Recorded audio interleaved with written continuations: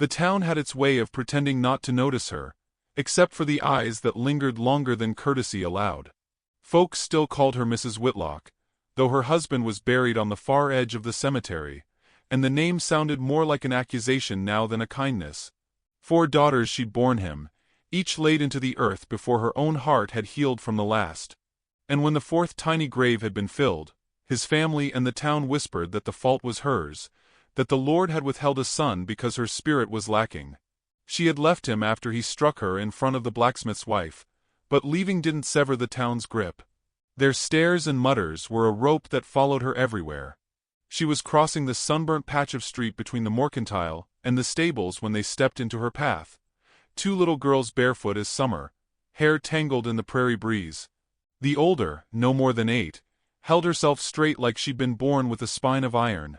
The younger, 6 perhaps, peered out from behind her sister's arm with the wide eyes of one who had learned the world could hurt, but still hoped it might not. They were Eliza and June Harper, daughters of the seamstress who'd passed on in the spring. Clara had seen them about, mending torn sleeves for a penny, carrying water for the livery, sometimes vanishing for days when work couldn't be found. Eliza stepped forward, chin lifted, and in a voice that brooked no refusal said, "You're coming with us, ma'am." It was such a small thing, a sentence without ceremony, but it landed in Clara's chest like a hammer against a bell. Her first instinct was to say she had bread to deliver, tasks to tend to. But there was something in Eliza's tone, an authority that didn't belong to a child, that stalled her. June slipped her small hand into Clara's, and without another word they started walking, tugging her gently toward the edge of town. The sun pressed down hard on the open fields. Golden wheat swayed under a restless breeze, and dragonflies darted low over the dry grass. Clara didn't ask where they were headed.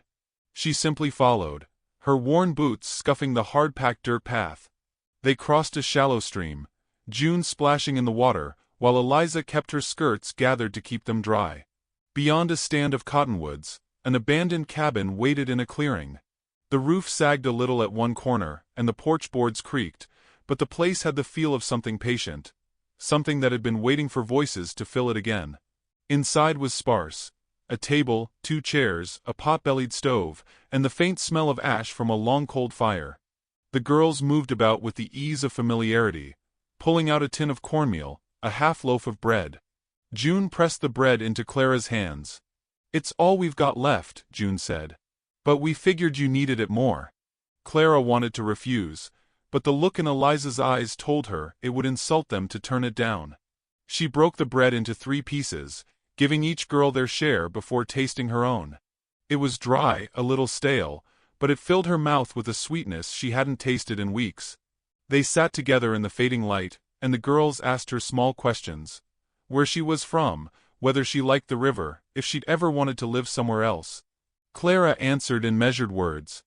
No, she'd never wanted another life, only a kinder one. It was as the light began to bend gold through the cabin's cracks that she noticed the figure across the river. A man on horseback, sitting still, watching. He made no move toward them, and after a moment, turned his horse and rode upstream. She didn't speak of it to the girls. The next morning, Clara went to the river for water. That's when she saw him again, nearer this time. He was tall, broad through the shoulders, with a limp that slowed his walk. His shirt was rolled to the elbows, and his hands were busy repairing a section of split-rail fence. He glanced up when he sensed her eyes on him. "Morning," he said, voice steady, not prying. She nodded and went about filling the pail. When she returned to the cabin later, a burlap sack rested by the door. Potatoes, coffee beans, a tin of salt. No note. Just a gift left without expectation. The days settled into a quiet rhythm. Clara mended the cabin's curtains from an old flour sack, fetched water, helped the girls tend a small patch of beans they'd planted in the spring. She saw the man, Silas Boone, the girls told her, in the distance often, always working, never calling out. But peace is a thing the past rarely allows to stay. One late afternoon, hoofbeats stirred the dust on the far road. Clara's breath caught before she even saw the riders. 3 men came into the clearing, and at their head was Thomas Whitlock. He dismounted with the same careless arrogance he'd worn when they were married. "You've got something of mine, Clara," he said, eyes hard as flint. Her voice was smaller than she wanted when she replied. "I left with nothing that was yours." Thomas glanced around the cabin at the girls, then toward the edge of the clearing where Silas had appeared, leaning against the fence he'd been mending. Silas didn't speak right away. When he did, it was with a calm that felt heavier than anger. "She's not yours to take." For a long, thin moment, no one moved. Then Thomas laughed, short and sharp, and swung into his saddle. "This ain't over," he said, and rode off with his men. That night, Clara sat by the fire, hands trembling though the danger had passed for now. She told Silas of the years with Thomas, the beatings, the graves she'd filled, the slow way the town turned its back. He didn't interrupt, didn't offer false comforts. When she finished, he simply said, "You're safe here."